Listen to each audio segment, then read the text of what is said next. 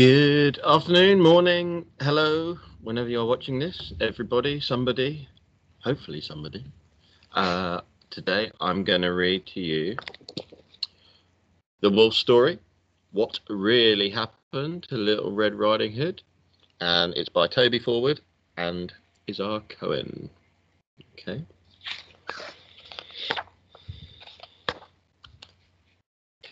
No, please, look at me. Would I lie to you? It was the old woman who started it. I did nothing wrong. Would I? We hit it off from the beginning. Not everyone likes a wolf, do they? Look at you. You're not certain. Would you like to come and sit a bit closer while I tell you about the kid? I don't bite. No? Sure? Okay, up to you.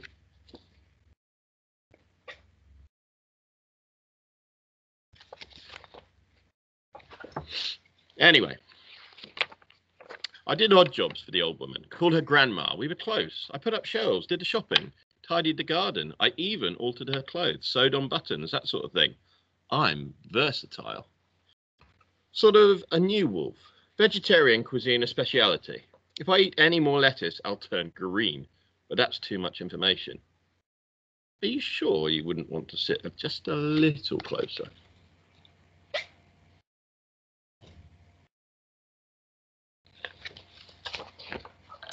Every week, the kid called with a basket of toffee. I tell you, that toffee was so bad it made Grandma's teeth stick together. And you don't want toffee messing up your false teeth. But Grandma looked forward to seeing the kid. She even made her a red cape so she could see her coming. Did anyone ever make me a cape? Me, I didn't like the kid being there. She never spoke to me. She seemed nervous. Can you believe that? When Little Red was there, I felt left out. I tried to join in. I even offered to eat the toffee, and that stuff could ruin a wolf's good teeth. So you can see how I tried, but they just ignored me.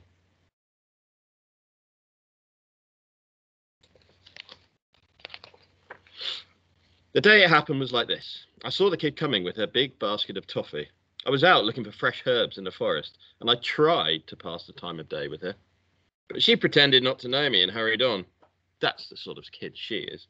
Like, I'm frightening, eh?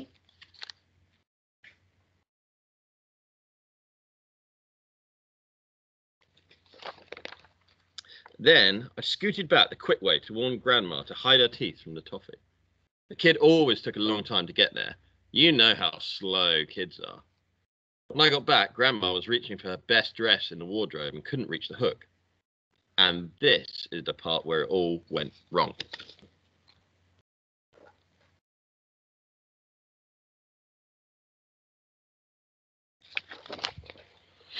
I tried to help her get it, but she fell over right into the wardrobe. And you know how it is. Grandma got a teeny tiny bump on the head that knocked her cold. And the kid was banging on the door. All right, I panicked. It looked bad. Not everyone trusts a wolf. I thought they might say I'd done something bad to Grandma. Me? Anyway, I shut the wardrobe, put the dress on, sort of thought I could cover it up, act like Grandma till she was better. I have to admit, I don't have the best legs for a frock, so I jumped into the bed. Anyone would have thought I was Grandma.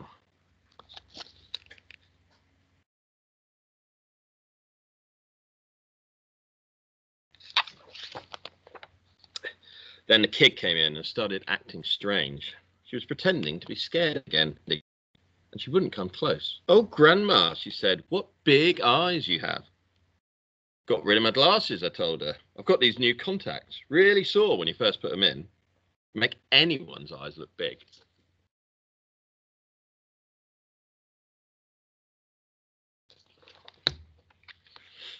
It was the first time we'd really had a talk, and she wasn't that bad, really. Looked good enough to eat, if you know what I mean. Oh, Grandma, she said, what big ears you have. Now, these are good ears, but I have to admit they aren't a lot like Grandma's, and of course, they're pretty furry as well. Oh, these old things, I said, and changed the subject.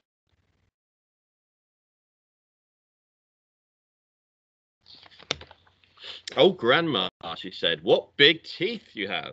And this is what made it worse.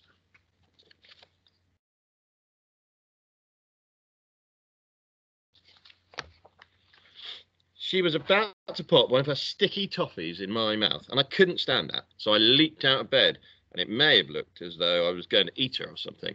And then she started screaming, "Wolf, wolf, you've eaten my grandma." Do I look like the sort of wolf that goes around eating grandmas?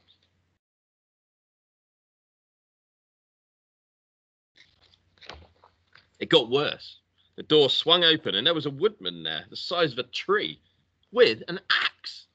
I shouted for help, but Grandma was still out cold in the wardrobe. She would tell you the truth. She really would. The woodman took a swing at me, and I was this close to being a fur wrap. I jumped out of that window with the sound of the axe crashing down behind me.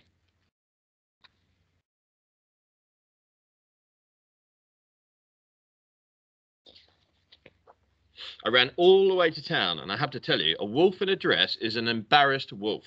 People were laughing, and that's not nice. Anyway, thanks for listening, and if you ever want any odd jobs doing around the house, just get in touch. Here's my card. I don't charge much. I'm a neat worker, completely trustworthy, and I won't make a meal of it. No, please, look at me. Would I lie to you?